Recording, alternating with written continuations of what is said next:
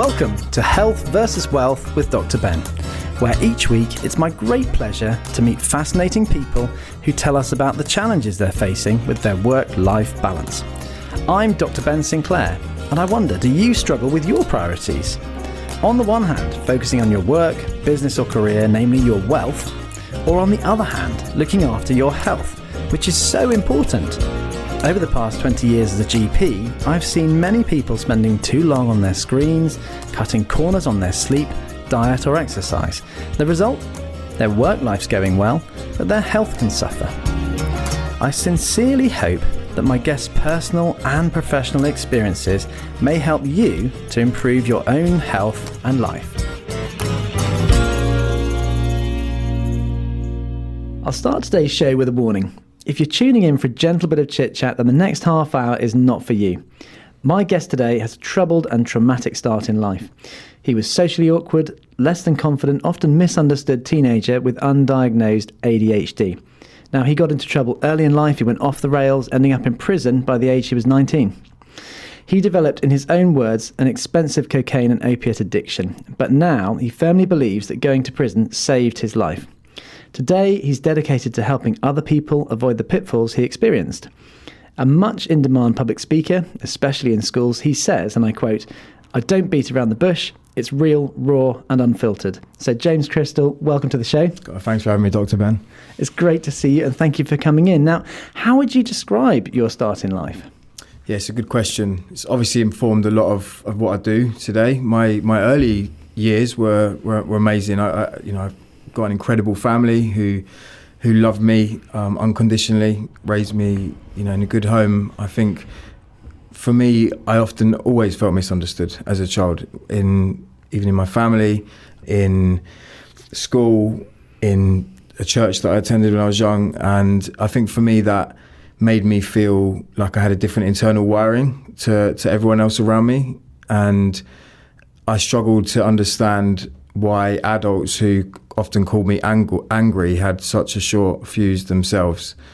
Okay. So for me, it was sort of trying to understand myself and also trying to understand why people around me reacted in a certain way, when for me, I just thought I was having fun a lot of the time. So I grew up with ADHD, and I think it was undiagnosed for a lot of my life, but I often felt like my adventurous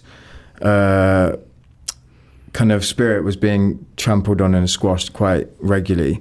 And yeah, I think for me, it was just quite hard to understand why I was always being told off, and I think these labels that you get given when you're young stay with you for a lot of your life, and you have to do quite a lot of work to sort of redefine who you are and to really understand who you are.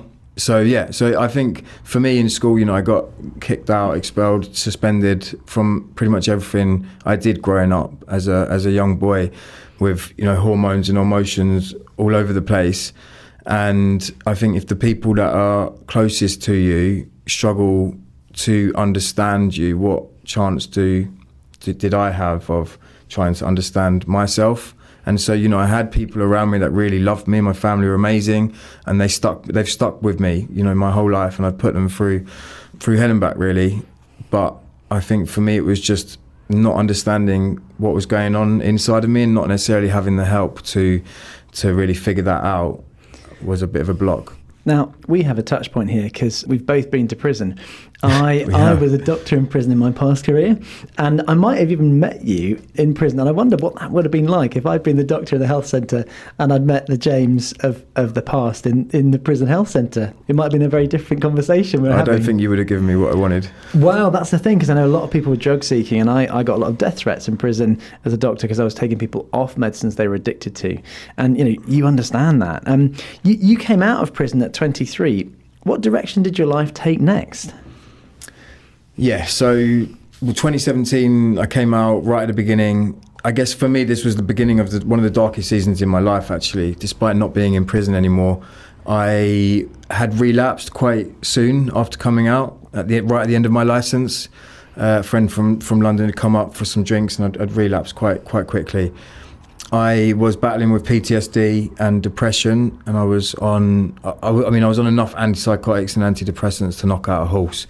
But for me, it still wasn't enough to help me deal with the crippling belief system that told me that I was broken and that I was a failure. And so I was sleeping over 18 hours a day, every single day. I was tranquilizing myself and overdosing on a prescribed medication that I was on, because for me being awake was just too painful. And so, yeah, I was in a bad way. I wasn't eating, I wasn't hardly drinking. I just wasn't looking after myself. And, you know, at its worst in 2017, I expected and accepted that I was going to die in that bed. And for me, at the time, that felt like a relief. So that was kind of where I was in 2017. I was battling with a lot of unresolved trauma linked to abuse. When I was a teenager, I was sexually abused, and it was unresolved. I'd been heavily medicated, but I hadn't had any help to actually deal with the root cause, the underlying reason why I, you know, had the depression, ran to drugs and alcohol in the first place. And so that was where I found myself 2017. A few things changed for me. One of them was finding faith. The second one was finding a mentor who believed in me, who saw something in me that I didn't see in myself, and who, he went above and beyond to help me. And the third thing was finding a community. It was a faith community of people who saw my brokenness but loved me anyway, and saw my differences but accepted me anyway. And they might not have been able to relate to me. I don't think they probably could relate to me, but they took the time to sit down and find out who I was, you know. And I remember feeling like I was loved in that place. And you can't ever underestimate the power of sitting down with someone and just saying, hey, tell me about yourself. You know, coming from a place of complete non-judgment and acceptance. That was new for me. I think it was one of the first times I really felt like people accepted me, but they didn't accept me for who they needed me to be. They accepted me for who I was. And for me, that was really special. So my life started to turn around, kind of being exposed to these people and the different things that I was learning within the church setting. And I guess the big, massive turning point for me was sort of forgiving my abuser. And I realized that I was holding on to a lot of hatred and anger and resentment towards him. It was really killing me inside. I spent a long time thinking about how to find him and what I was going to do to him, and so that was where I found myself. But you know, thank God, I received the strength to forgive him and genuinely forgiven him, and from there, you know, things started to improve. My mental health started to improve, and then I was able to give up alcohol and drugs as well. And that was, I guess, sort of the beginning of my transformational journey. And I think when I met you, you were somewhat down the line. You'd already launched your own clothing line. You were an entrepreneur. I think you'd done a university degree by then. Tell me more about the things that you did next. Yeah, so I started getting asked to share my story and some of my journey and the things that I've sort of learned along the way. And I did this and just started getting invited to lots of different organisations. And I think for me it was, this is where I started finding myself, finding who I really was, and starting to try and sort of process some of the past. And for me it felt healthy to use what I had, use what I'd been through in order to help other people. And I think that for me that was has been part of my recovery journey. Interesting. So I started sharing in different organisations and schools and colleges, and Now, I think you do quite a lot of work to delivering drug prevention talks in schools, that kind of thing. Tell us more about that. Yeah, I love doing that. So I'm just started the 24-25 tour. I'll be up and down the country delivering these talks in schools and colleges.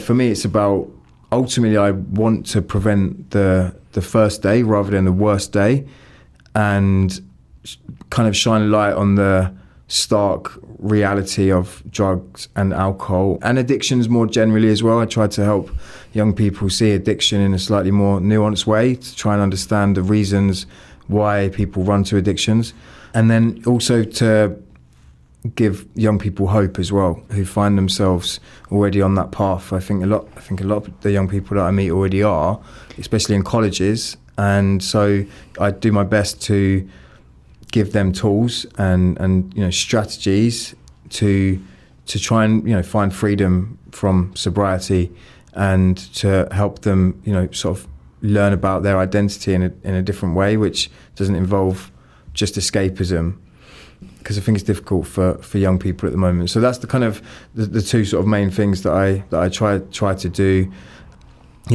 For me, if you looked at me when I was young, you would have probably said, drugs and alcohol really messed that kid up. And believe me, for years, I took that on. For years, I believed that as well. But I now know that drugs and alcohol weren't my problem. Not wanting to be me was my problem. Drugs and alcohol were what followed.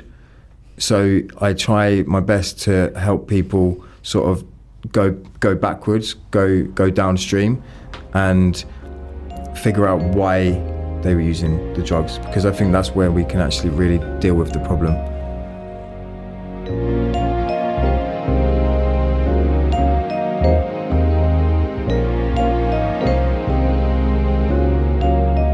Welcome back to Health versus Wealth with Dr. Ben.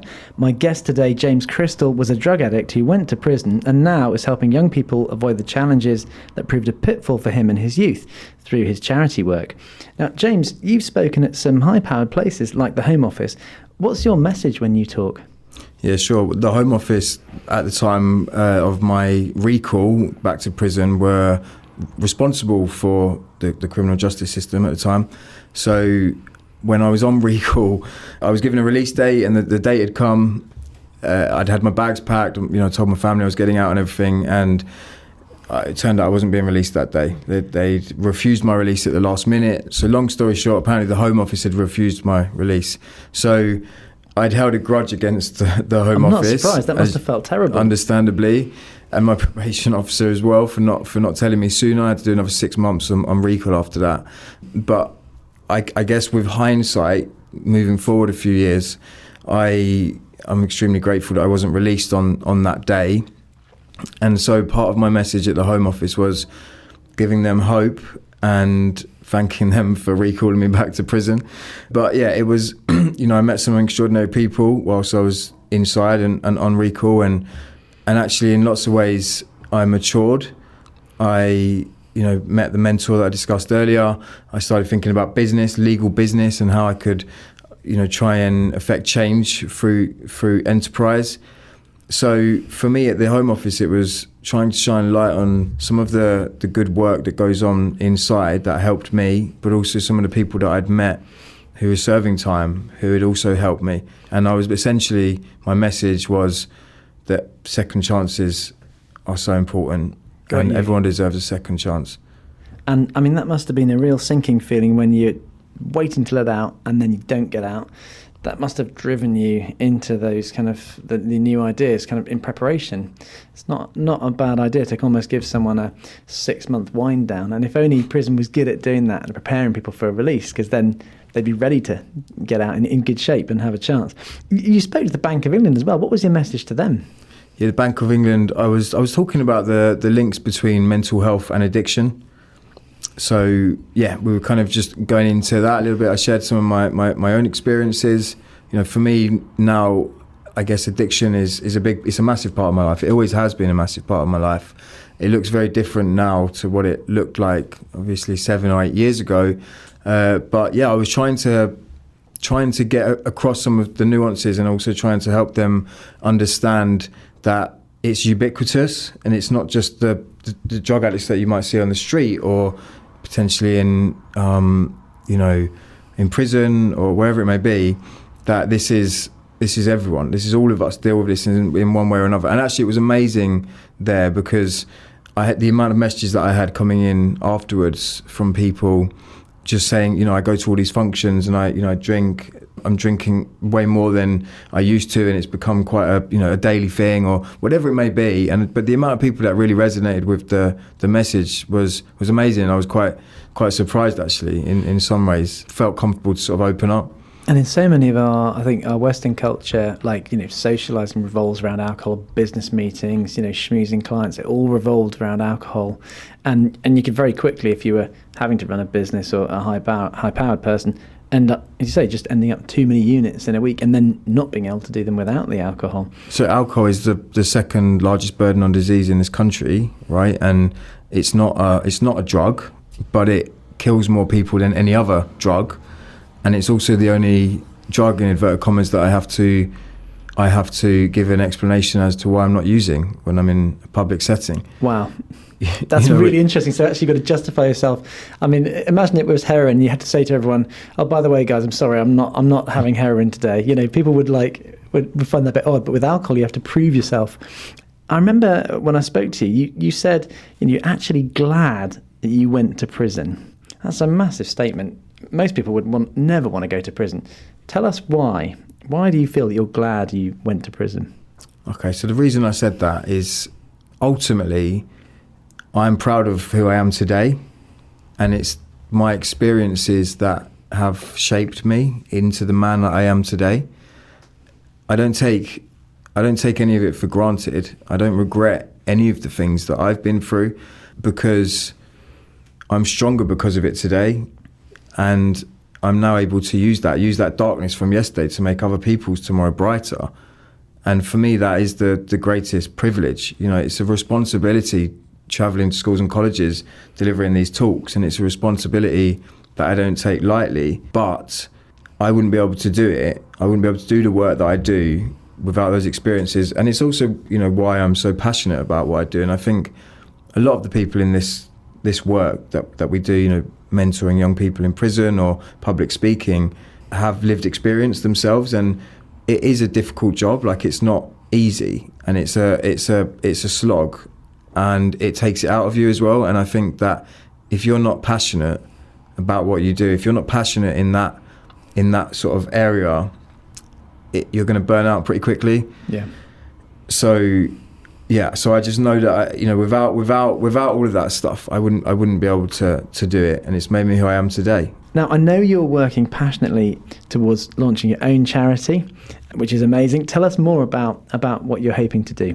Yeah, thanks for asking. So the charity is called Released to Change, and we are essentially looking for prison leavers who are seeking change but lacking opportunities, to support them onto their rehabilitation path, re-entry into society, and with a special focus around holistic housing support. So it's going to be, like I said, very, very much wraparound support for people who are ready to change, desperate to change. I think there's not enough opportunities out there. There are lots of great organisations doing amazing work, but there's more people that want that help than people that are ready to give that help. So there are huge resisting factors for people coming out of prison. And I know from experience inside and outside of prison, speaking to people, that there are a large number of people within the prison system who are extremely dissatisfied, but they don't have vision necessarily.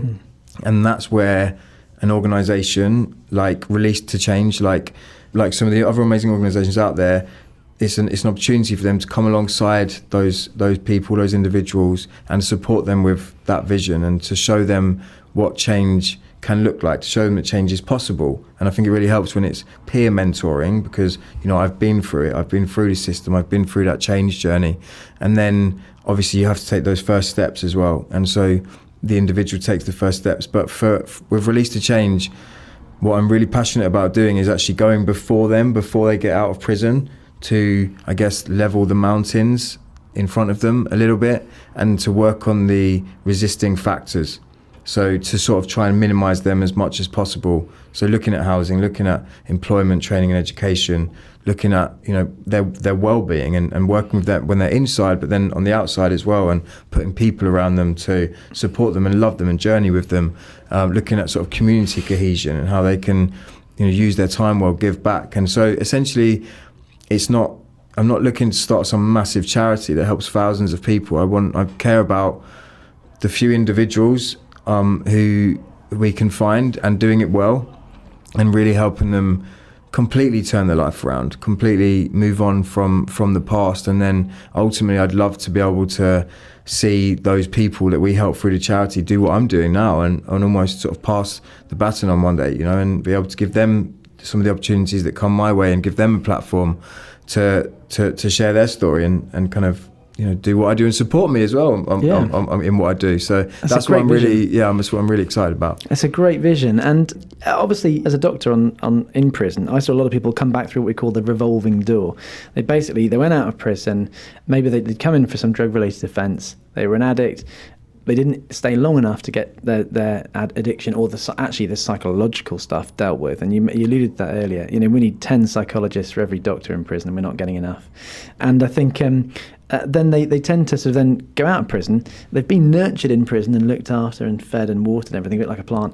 And then they're just sort of turfed out of prison with very little resources. You mentioned accommodation as a key part of your strategy. Why is accommodation such a key focus for release to change? Well, everyone probably listening to this will have stable accommodation, potentially won't know what it's like to be homeless or to be living in a accommodation which is full of people who potentially are negative influences on one another. You know, often people get released from prison into an approved premises or a hostel, and, you know, if you're a recovering alcoholic, the pub's probably one of the worst places you can hang out, right? Because you're just surrounded by people drinking, the alcohol and the triggers. So why we then put people when they come out of prison into a hostel where they're exposed to the same sort of environment that they were in before they went to prison. So that's key, obviously, aspect of it, helping them to be in an environment that is actually conducive for change. How can we start looking at, you know, employment and training and sort of more long-term things like identity when someone hasn't got the stability and security of a safe place that they can call their home? So for me, it kind of needs to start there. And that's pretty much why it's so important.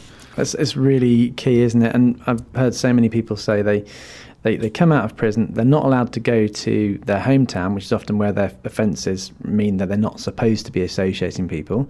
So they're dumped somewhere else in the country where they don't know anybody. And the only way to network with people is the kind of people who they know, who are usually into the drug scene, and pretty quickly they're just reoffending again, or they're put into a bail hostel or, you know, a halfway house, and it's full of the same people. So how do you change that? And it's a really thorny issue for the country. I'd love to call on, you know, my connections in the business network to support this charity. How could they do that, James? And, you know, if they wanted to find out more, I know you're looking for investors to support the charity. How are they going to contact you to express their interest? Yeah, no, definitely. I would love to talk to anyone that wants to support in any way, shape or form. As you alluded to, we are looking for some investment to help us really get this off the ground. You could reach me at James Crystal on LinkedIn, or james at released2change.org.uk. It's released with a D at the end. And that's T-O, not a number 2. It is T-O, yeah. Fantastic. Thanks, important Ben. to get that right, yeah, because we want to make sure people can contact you. Yeah, please do contact me. I'd love to. Anyone that has any interest in what I've been talking about, would like to support in any way, shape or form, I'd love to talk to you. Fantastic. Now, every guest who comes on the show, we talk about their own health. You know, you've talked about these massive challenges you had in your early life, mental health, social, behavioural challenges.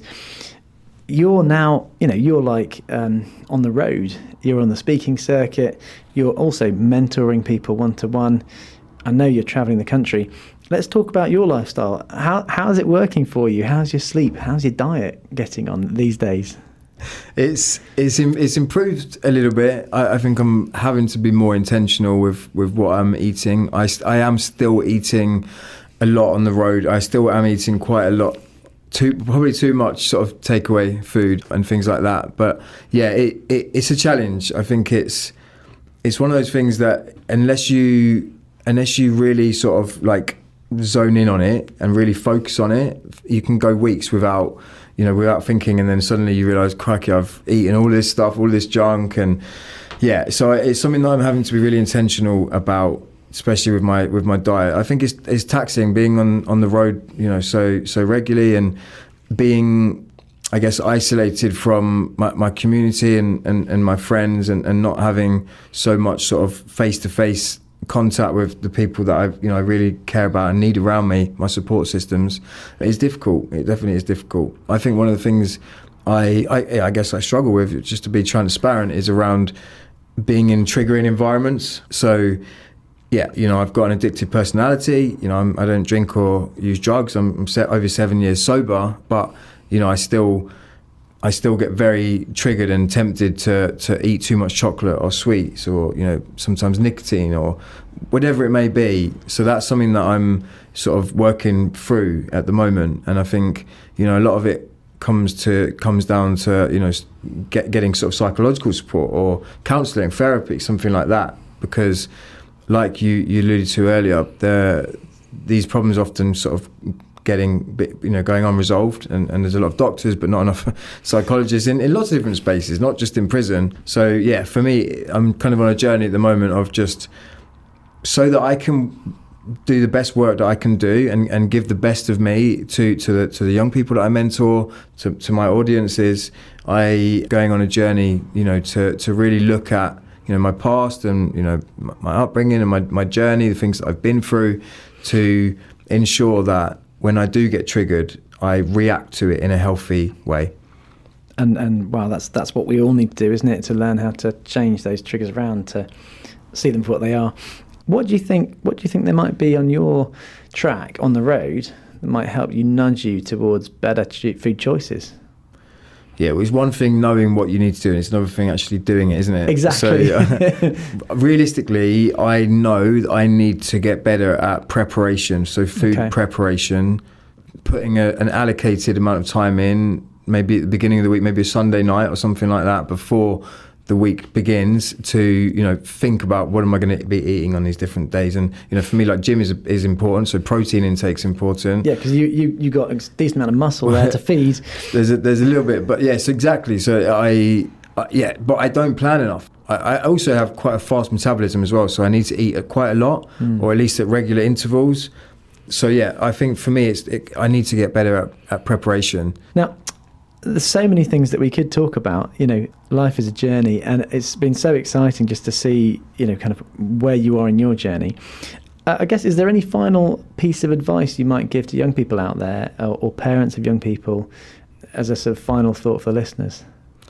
Yeah, I guess just to say, not everyone will be able to relate to you or to understand you, and sometimes we can expend too much energy on trying too hard to get the wrong people to understand us, right?